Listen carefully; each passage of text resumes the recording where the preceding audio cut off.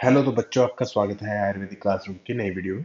तो देखिए, पहले क्या है कि यंत्र उपकरण के बारे में हम पढ़ने वाले हैं आज। और यंत्र उपकरण में से पहले रस आर्नव की डेफिनेशन के बारे में देख लेते हैं। यंत्र में एकम परम मर्मम यंत्र औषधियम महाबलम। एक तो ये होगी, इसका अर्थ पता है क्या निकलता है कि यंत्र एक परम रहस्य है। परम रहस्य रहस्य है। ठीक है। ठीक है। रसो नियंत्रते ये नियंत्र। ठीक है। रस को जो नियंत्रित करे, यानी कि जो पारद को नियंत्रित करे, उसे यंत्र कहते हैं। आनंद कंद बोलते हैं ऐसे। ठीक है। आनंद कंद ऐसा बोलते हैं। ठीक है।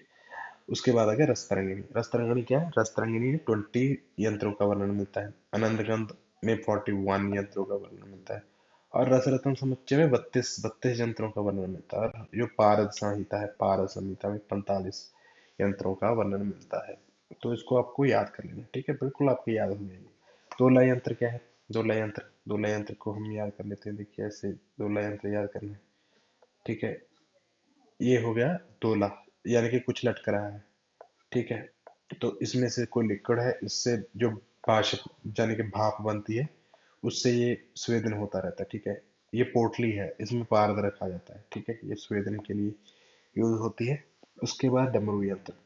डमरू यंत्र क्या होता है? जैसे दो छोटे छोटे पॉट्स होते हैं, इनको आपस में ऐसे जोड़ लिया जाता है। ठीक है। ऐसे यहाँ पर संधि बंधन कर दिया जाता है। तो ये इसका प्रयोग किसके लिए होता है? रसबंधनार्थ, पारद संख्या उधर पातनार्थ और पारद भस्म निर्माण के लिए। देखिए ये क्वेश्चन आया हुआ है कब? 2021 में। ठीक है, ये क्वेश्चन आया हुआ है। तो पारद संख्या उधर पातनार्थ, ये आपको याद करना है। ठीक है, ध्यान से। ठीक है। और पारद बंधना, रस बंधनार्थ, यानी कि रस के साथ किसी भी चीज का रिएक्शन करवाने के लिए इसका प्रयोग किया जाएगा। उसके बाद देखिए पालिका यंत्र। पालिका पालिका यंत्र होता है, एक ऐसा होता है कुछ ऐसा ऐसा कंटेनर होता है जिसके एक और डंडी सी लगी होती है पकड़ने के लिए। ठीक है। इसको पालिका यंत्र बोलते हैं। तो ये क्या करते हैं? इसमें गंधक का जारण करने के लिए प्रयोग किया जाता है। तो गंधक का जारण करने के लिए। दूसरा क्या है? परपटी निर्माण, यानी कि पारद और गंधक को गर्म कर दिया जाता है इसमें परपटी बनाने के लिए। और जो कपर्दिका भस्म है, यानी कि कौडियों की भस्म, इसमें ही बनती है पालिका यंत्र में। इस डायरेक्ट यहाँ पर कौडियां रख दी जाती हैं और नीचे अग्नि जला दी जाती है, तो कपर्दिका भस्म निर्माण करने के लिए। ठीक है। ये पालिका यंत्र यूज होता है। बालू का यंत्र में आपको पता होगा कि बालू का यंत्र में होता क्या है, आपको यहाँ पर बता देता हूँ। देखिए एक एक बॉटल ली जाती है। बॉटल बॉटल ली जाती है ऐसे। ठीक है। उसको रेत में गाड़ दिया जाता है। ठीक है। और यहाँ नीचे अग्नि जला दी जाती है। तो यहाँ पर जो रिएक्शन होगा, तो वो उसे हम कुप्पीपकव रसायन कहेंगे। ठीक है। तो देखिए यहाँ पर कुप्पीपकव रसायन निर्माण के लिए बालू का यंत्र का प्रयोग किया जाता है, क्योंकि यहाँ पर बालू भर दी जाती है। ठीक। और गंधक का जारण करने के लिए। गंधक का जारण मतलब पारद के साथ गंधक का रिएक्शन करवाने के लिए। पारद के साथ गंधक का रिएक्शन करवाने के लिए। ठीक है। तो इसे गंधक जारण कहते हैं। ये आपको हो गया याद।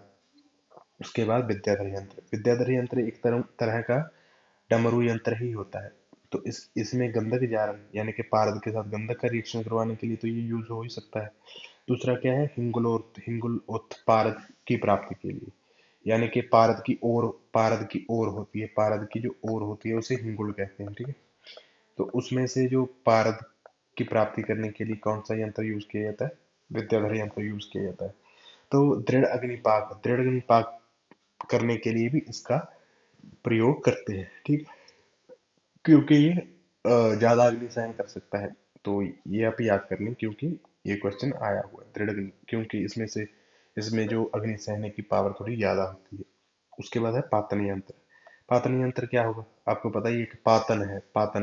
पातन यंत्र का सीधा ही मतलब ये निकलता है कि हिंगुल से पारद निष्कासन अर्थ ये यूज होता है।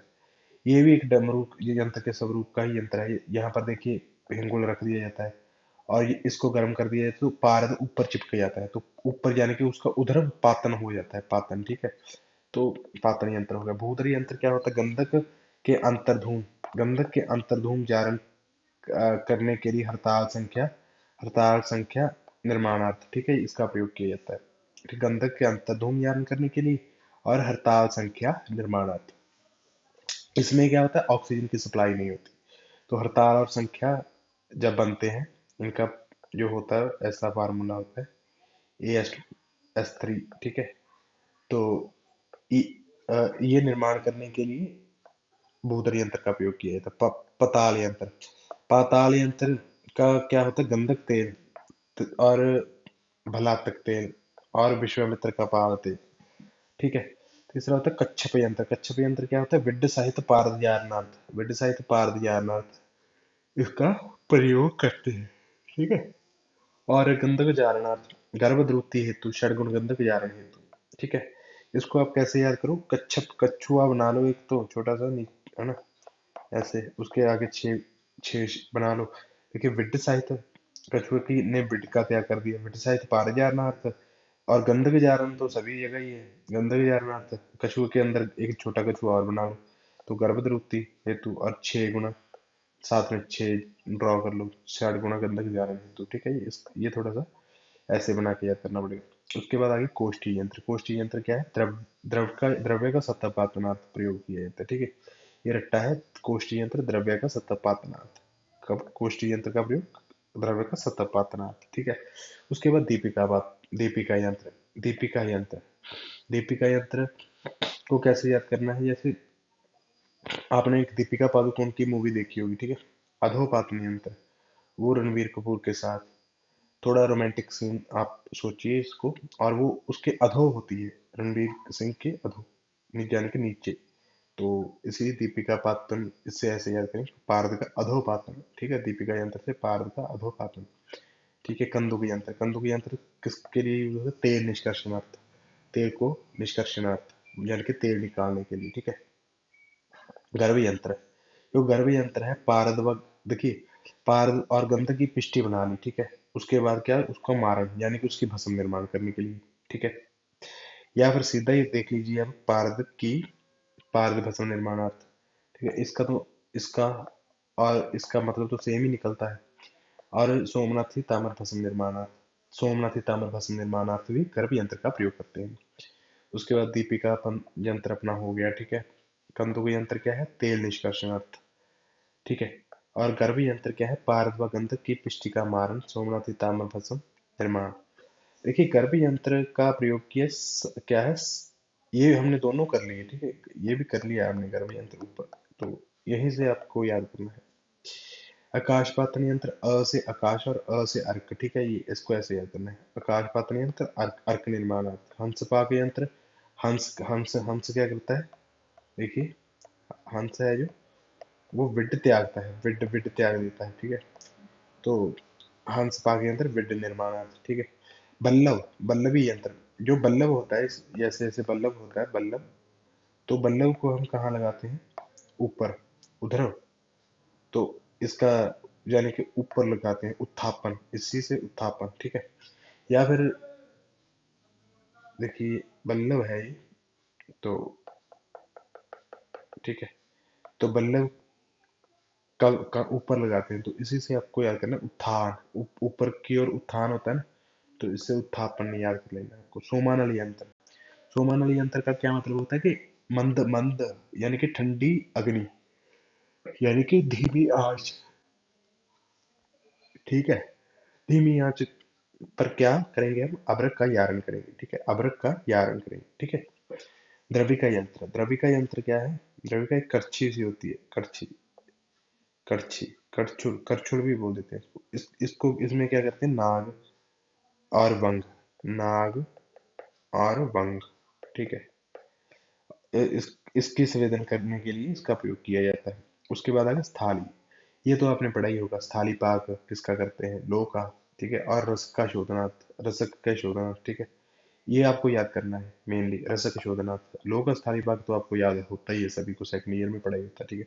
उसके बाद देखिए गंधक जारनार्थ, हमने कितने यंत्रों के बारे में पढ़ा है, देखिए पालिका, पालुका, इष्टिका, भूधर, कच्छप, नाग, नाभि यंत्र। इसको आप ऐसे याद कर लो, PBIBKN,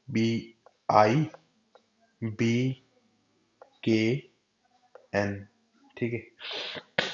क्या बन गया आपका, पवि पविव पविव केएन, केएन पविव केएन, पाल पालिका, बालुका, इष्टिका, भूधर, कच्छप, नाभि। ठीक है। जो भूधर यंत्र है वो अंतर्धूम, यानी कि उसमें ऑक्सीजन नहीं सप्लाई होती है और कार्बन डाइऑक्साइड भी अंदर ही रहती है, तो अंतर्धूम यान बोल देते हैं। और कच्छप यंत्र है वो अभ्यंतर यान। अभ्रक यान में किसका प्रयोग करते हैं, देखिए यहाँ भी हमने पहले भी पढ़ा था, सोमनल यंत्र। ठीक है। तेल निष्काशनार्थ दो यंत्र पढ़े हैं हमने, पाताल यंत्र और कंदुक यंत्र। इसको पी के याद कर लीजिए। आपने पी के मूवी तो देखी होगी, तो देखिए पी के मूवी ने क्या किया, सबका तेल निकाल दिया। ठीक है। तो तेल निकाल दिया, तो इससे क्या याद करो, पताल यंत्र, कंदुक यंत्र। कृत्रिम हिंगुल निर्माणार्थ, कृत्रिम हिंगुल निर्माणार्थ मृदंग यंत्र, मृदंग यंत्र, मृदंग यंत्र, ये भी इंपॉर्टेंट है। मृदंग यंत्र का प्रयोग कहाँ पर किया जाता है, कृत्रिम हिंगुल निर्माणार्थ। हिंगुल क्या होता है, Hg, यानी कि मृदंग यंत्र में क्या किया जाता है, कृत्रिम, यानी कि Hg को S से मिलाया जाता है, यानी कि मरकरी को गंधक से मिलाया जाता है ताकि वो हिंगुल हिंगुल बन सके। ठीक है। इसको याद कर लो। उदरपातनार्थ, उदरपातन कैसे होगा, देखिए। ठीक है। यहाँ पर और रख दी पारद की आपने, यहाँ आग जला दी और पारद का उधर, यहाँ पर पारद चिपक गया और यहाँ पर गंधक इकट्ठा हो गया। ठीक है। यहाँ पर पारद इकट्ठा हो गया, क्योंकि पारद जल्दी ऊपर चला जाता है। तो डमरू यंत्र हो गया, ये डमरू यंत्र है। विद्याधर यंत्र भी बिल्कुल सेम होता है। और पातना यंत्र, पातना यंत्र में डमरू डमरू जैसा ना हो कि ऐसा होता है, बस ऐसा। यहाँ पर हम और रख देते हैं और नीचे से गर्म कर देते हैं और यहाँ पर पारा चिपक चिपक कर बाहर आता रहता है। यहाँ पर भी पारा चिपक चिपक के बाहर आता रहता है। तो ये हो गया डमरू, विद्याधर और पातन यंत्र, ये आपने याद कर लिया। पारद का अधोपातन, दीपिका यंत्र हमने याद किया था, अधोपातन यंत्र। तो आप देखिए, दीपिका यंत्र और अधोपातन यंत्र। ठीक है। उसके बाद पारद का तिर्यक पातन, तिर्यक पातन कैसे होता है, देखिए ऐसे। ठीक है। इसको हम, ये हो गया नाड़ी यंत्र, नाड़ी डेक्की, आपने दो ये याद करना है, नाड़ी डेक्की और तिर्यक पातन यंत्र। देखिए तिर्यक पातन यंत्र तो याद रह ही जाएगा। ठीक है। और दो अक्षरों वाले ये दो नाम याद करने हैं, नाड़ी और डेक्की यंत्र। ठीक है। सर्वश्रेष्ठ शोधन करता है तिर्यक पातन। ठीक है। तिर्यक पातन यंत्र है ये सर्वश्रेष्ठ शोधन है। उधर, अधो और तिर्यक तीन प्रकार के शोधन हो गए, लेकिन जो तिर्यक पातन है वो सबसे श्रेष्ठ शोधन है। ठीक है। उसके बाद संजीवनी सुरा निर्माण के करने के लिए किसका प्रयोग करते हैं, नाड़िका यंत्र का। किसका, नाड़िका यंत्र का। ठीक है। बिल्कुल इसको आपको रट लेना है। आपके ये नोट्स आप ले सकते हो मुझसे। आप कमेंट करें, शेयर करें और पढ़ें इसको। ठीक है दोस्तों, बने रहिए हमारे साथ आयुर्वेदिक क्लासरूम में। धन्यवाद। सब्सक्राइब करें, शेयर करें और कमेंट करें।